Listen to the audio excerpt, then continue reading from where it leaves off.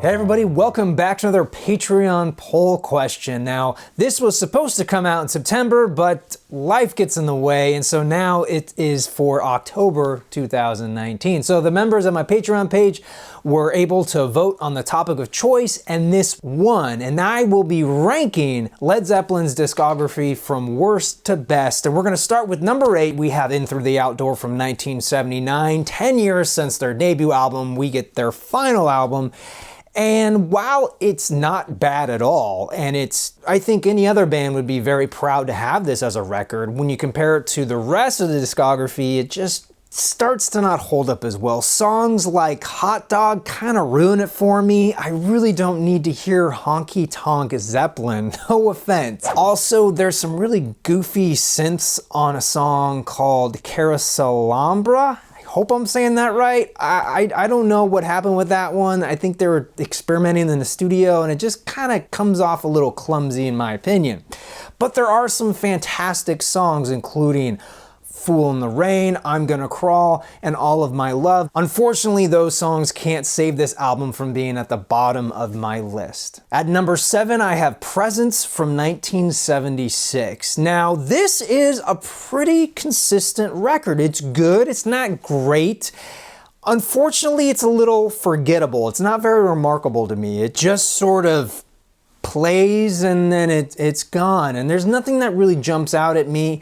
I don't recall hearing any of the songs from this album on the radio, and so I don't really have a strong attachment to it. I don't hate it, I don't love it, it's more consistent than their last album, but at the same time, it's not as good as the albums that it came after. All right, so these next 3 albums were really hard to rank because in my mind, they're all pretty much equal.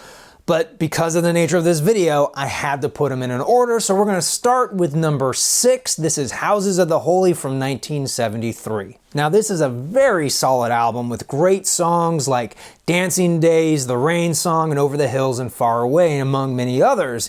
And the cover art is fantastic. But then there's this song called The Crunge that just, it irks me. It just sounds kind of goofy. There's all these really fantastic elements, and then you have this song, and it just takes me out of the whole experience.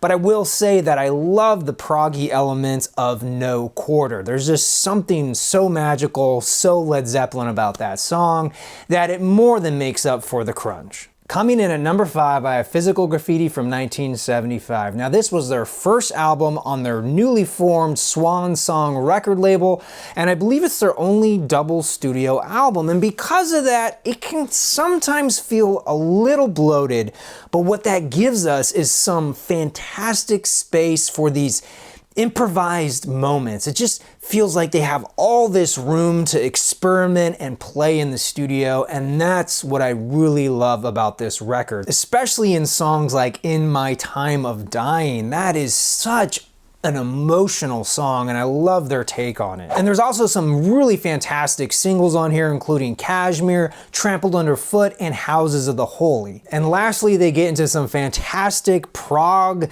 psychedelic territory with songs like In the Light and 10 Years Gone. Overall, it's just a super solid record with a fantastic die-cut cover that you can totally customize, way ahead of their time in terms of packaging. So overall, just love this release. Coming in at number 4, I have Led Zeppelin's Untitled record, also known as 4 from 1971. Now this has got huge Led Zeppelin songs. I mean, iconic songs like Rock and Roll and Stairway to Heaven. And it's got such an epic feeling and these huge highs and lush, somber songs. And of course, references to Lord of the Rings. And I should love this album on paper, but ultimately, I fail to connect to it as strongly as I do with my top 3 favorite albums, and that's because I feel like this is so played out. Some of these songs I've heard over commercials, in popular culture, on the radio, so much growing up that it just feels a little played out, a little tired. It just doesn't excite me like like some of their other albums. And keep in mind, I do really like this. I put it at number 4. I mean, this is about the midpoint of my list, but man, when you're doing these, you really gotta split hairs. You gotta be kind of nitpicky. And that brings me to my top 3 albums, which were very, very hard to decide which would be number 1, number 2, and number 3. I'm telling you, if you've ever done this yourself, you know what that's like. And we're gonna start with number 3, the debut album by Led Zeppelin. Now, don't get me wrong, this is a fantastic album, and to think that this is the first we ever heard of Led Zeppelin, I mean, what a debut album. What a first record to start your career with. I mean, oh my goodness. It is fantastic. This was one of my first album purchases I ever did. Of course, it was on CD, but you know, whatever. That being told, I do have it on vinyl now. But man, I must have listened to that album so many times from start to finish. I will say though that the 2 bluesier songs, You Shook Me and I Can't Quit You Baby, hold this back from the number 1 or number 2 spot. Overall though, just a fantastic, solid album all the way through. Now this brings me to my number 2 and number 1 spots, and as soon as I tell you what my number 2 is, you're gonna know what my number 1 is. So without further ado, at number 2, Led Zeppelin, number 2. It goes without saying, another fantastic album, and to think it came out the same year as their debut. And of course, all that controversy about the Bob Ludwig mix being too hot, and they subsequently dumbed it down. And so finding those RL pressings are the ones you wanna get. I don't have one. I will at some point, but I don't have one of those today. All that being said, I mean, this is just pure rock and roll, essential Led Zeppelin. I mean, I can't imagine my life without this album. That being said though, the Lemon song keeps this at the number 2 spot for me. It's just something about it.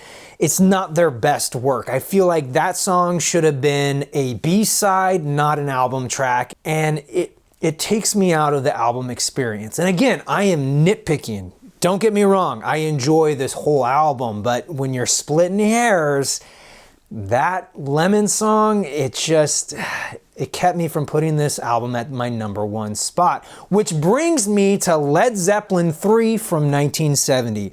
Before I even get into the music, this album art is amazing.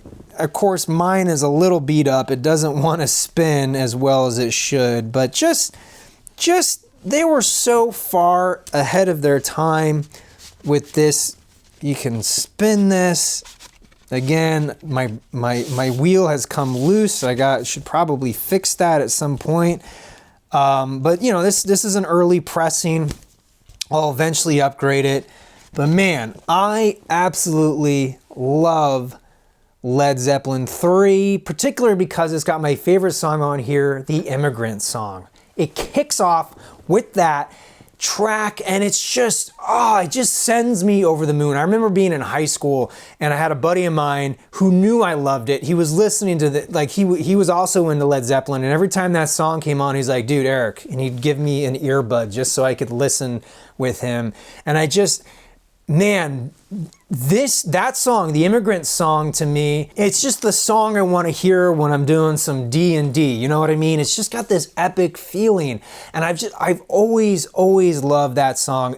Every track on here, I just adore. There's no filler. The album moves at a great clip, and it's got all the elements that made Led Zeppelin such a great band in my mind. I mean, this to me is the quintessential Led Zeppelin record. It's just, it's so good. And and that is why it's my number 1 pick. And of course, like I said at the top, every album by Led Zeppelin, I feel, is very, very good. So it was incredibly hard to make this list. In fact, I feel like every fan must go through this. There's like 3 phases of ranking Led Zeppelin's discography. Like the first phase is where you put their last two albums. The second phase is where do you place Houses of the Holy and Physical Graffiti. And finally, the last phase is how do you rank 1 through 4. I mean, you may not go through that exactly, but I feel like those are the most logical phases because their first 4 albums, if you only ever own those 4, I mean, you would be set. I mean, those are all fantastic albums. But the fact that they gave us Physical Graffiti, Houses of the Holy, plus Presence, and In Through the Outdoor, that's just icing on the cake. And wow, what a great band. And I will continue to adore their music, as should you. All right, everybody, that will do it for today. Be sure to leave me a comment down below with your own rankings. I really want to know which album made your #1 list. Until then, I'm your Vinyl Geek, and I'll catch you on the flip side. Hey everyone, thanks again for watching this video. Now, if you want to get in on these Patreon polls for as little as $1 a month, you can participate. Head over to my Patreon page to find out more.